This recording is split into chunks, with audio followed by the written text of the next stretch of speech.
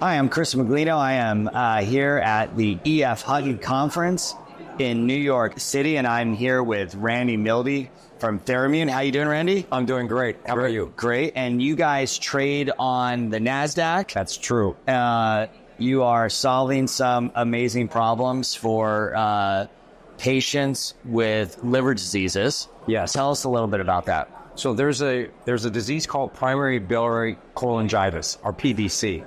These patients have extreme itch. It's moderate to severe itch.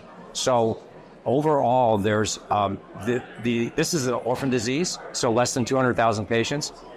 But so it's very niche, very. But 75% of those patients have this itch.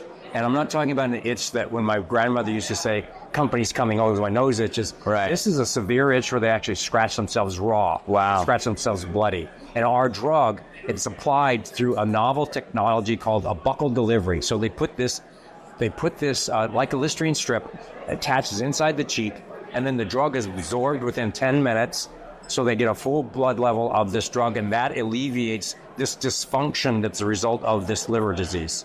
And so what is it that's causing the itch? What's causing the itch is this is an autoimmune disease, so it's inflammation, a buildup of bile in the body. So that bile is not supposed to go in the blood, and there's a dysfunction then that they call the opioid receptors actually inside your body.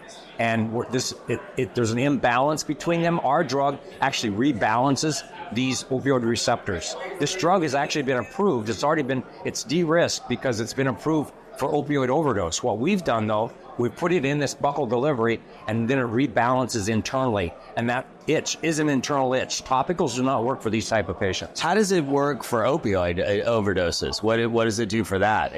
Is it this same receptor that impacts the overdose? Right. So those patients that had an opioid overdose, that's the dysfunction, obviously, within their opioid receptors. So you can give it right now as an IV or intranasal for opioid overdose. What we're doing is putting the same drug, putting it in the buccal delivery, and then it rebalances internally. So is this why when you see drug addicts and they're scratching a lot, that's the reason? It's yes. Because of the liver is creating something that's causing that itch. Right, that imbalance internally of those, they call them, technically it's the mu and the kappa opioid receptors inside the body. So these, Excuse me, sorry. I was trying to hold that on. these patients, so it's not just this disease. There's 4.4 million patients in the United States with liver disease. 1.7 million of those patients have this chronic pruritus. We're focused on one. I always tell the team, let's get one through the keyhole first in primary biliary cholangitis. But there's other liver diseases that this is a problem. It's also a problem for patients on dialysis, chronic kidney disease, those type of patients. It's a problem for, everyone knows, atopic dermatitis, eczema. But we're focused just on PBC initially. This has a high concentration of patients with an itch. So what happens here? You have 200,000 customers, potential customers of this drug, and it gets approved. All of a sudden, it's being prescribed by these doctors.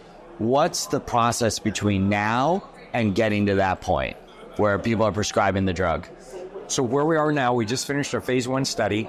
We're putting out the results of that. The phase 1 study was just for safety with that and bioavailability. How did it compare versus the IV, which the FDA has already approved? And then we're going to start the phase 2 study in the third quarter, have top-line readout for the phase 2 study in the first half of 2025. Now, from that phase 2 study, that's going to be in PBC patients, placebo-controlled study. We'll have a good sense of how it works. Once that data gets out, we anticipate that starting the phase 3 study, it's going to be a larger size study, obviously, in these PBC patients. But over time, to your question, over time, the expansion opportunities are in other liver diseases, chronic kidney disease, or atopic dermatitis. Okay, so this expands beyond the liver. Right. So once it's approved and you get that approval, you can start to move into other organs in the body. Other liver diseases, as well as the chronic kidney disease or atopic dermatitis. Does a kidney disease cause the same type of itching as well, or it would be a different 24% of those patients with chronic kidney disease have this moderate to severe itching.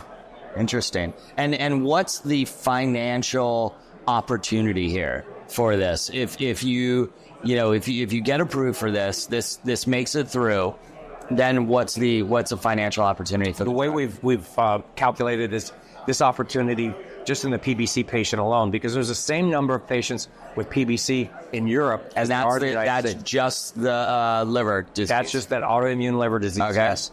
We view that opportunity as between, in 7 years out, $350 to $500 million opportunity. Wow.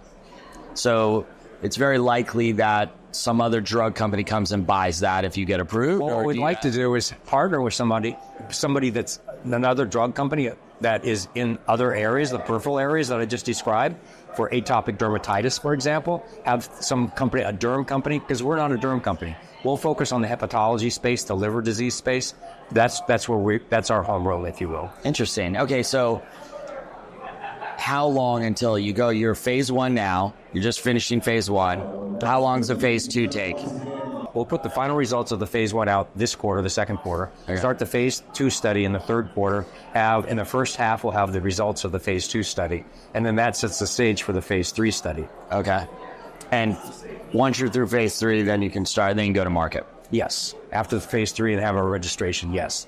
Which is going to be probably in latter part of 2026 in that time frame. So what can investors gauge through the rest of this year into the beginning of next? What are the KPIs that they should be looking at? So we're working on developing a cadence of press releases as far as put out that top line, the final results of the phase 1. We'll get feedback from the FDA on the design of the phase 2 study. We'll let the investors know that. When we start the phase 2 study, we'll let the investors know we've got that one started. And then there's other things we're working on just to try to keep the awareness of Tharimmune in front of the investor. Well, I'm sure there's a lot of families out there that are excited about what you're doing and are looking for this to get approved. And many patients, I've had patients come up to me after some of these presentations and show me where they've actually just been scratching themselves. And many times, 65% of those patients, it's worse at night. So they're actually scratching themselves at night. They don't even know it. They don't realize it. They're just going to bed, scratching away, and they wake up. It's an automatic response, and then they wake up. It's very unfortunate. That's got to be a tough one. Well, good for you for taking care of it. And where can people find out more about the company? Go to our website. It's www.tharimmune, THARMMUNE.com. Ticker is THAR. So watch out for THAR on the NASDAQ and keep track of what these guys are doing. And if you have somebody in your family that is suffering from this liver disease, you definitely want to follow along here.